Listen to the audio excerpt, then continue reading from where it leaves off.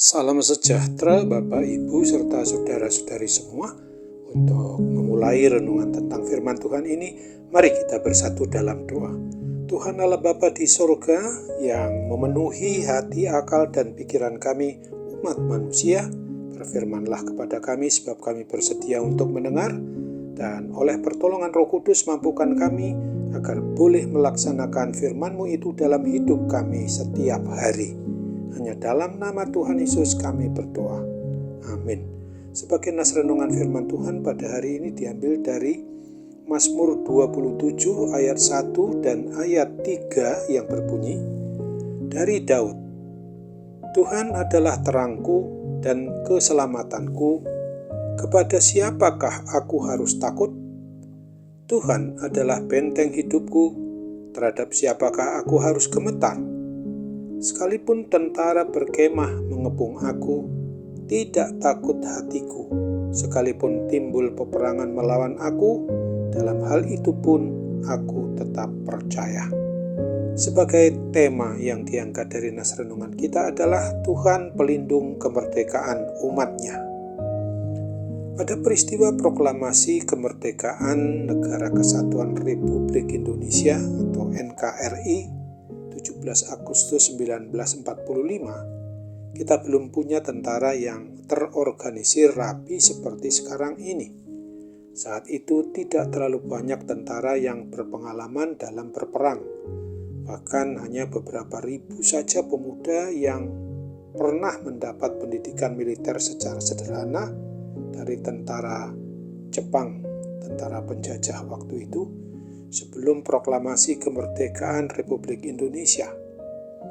Akan tetapi pada waktu tentara Belanda kembali berekspansi mau menjajah Indonesia untuk kembali melakukan apa yang pernah dilakukan selama 350 tahun, maka TNI yang tidak terlalu banyak jumlahnya dan dengan persenjataan yang sangat sederhana, dengan dukungan seluruh pemuda Indonesia, maka mereka sama sekali tidak takut mempertahankan kemerdekaan RI dari serangan tentara Belanda dan sekutunya.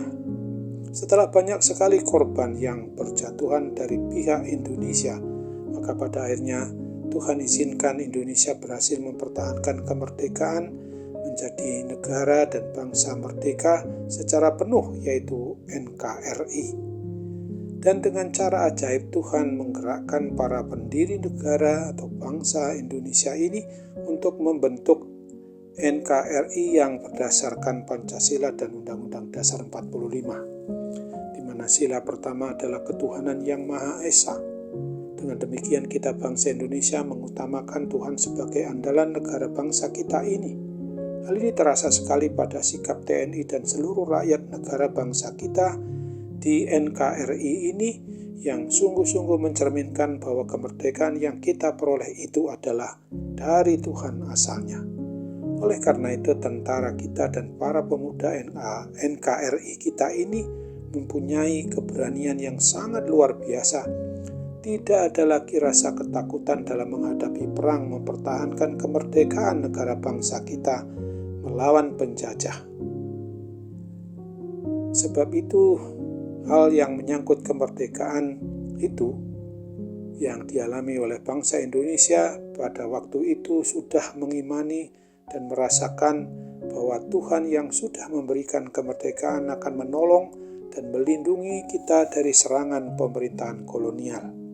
Sesungguhnya firman Tuhan yang kita renungkan pada kesempatan ini adalah hendak mengingatkan umat generasi kita sekarang ini, di mana kita memang tidak mengalami secara aktif dalam berperang untuk merebut atau mempertahankan kemerdekaan negara bangsa kita, namun menghargai apa yang mereka perjuangkan sampai mengorbankan jiwa raga mereka itu adalah agar di dalam kita mengisi kemerdekaan NKRI ini selalu mau hidup di dalam naungan kasih pertolongan Tuhan kita, Yesus Kristus. Sebab Dialah sesungguhnya yang bukan saja hanya sudah memerdekakan atau membebaskan kita dari penjajahan pemerintahan kolonial bangsa lain, tetapi terlebih-lebih Dia telah memerdekakan kita dari cengkraman kuasa kegelapan, kuasa maut atau kuasa kematian kekal itu. Dan dengan mengimani, mempercayai bahwa Tuhan Allah Bapa di dalam Putranya Tuhan Yesus Kristus dan dalam persekutuan Roh Kudus itu adalah tempat perlindungan kita, serta jaminan keselamatan kekal di surga yang sudah disediakannya untuk kita. Maka segala bentuk permasalahan di dalam hidup kita ini pasti bisa dan dapat diatasi oleh pertolongan Tuhan Allah Pencipta, pemelihara hidup dan mati kita umatnya ini.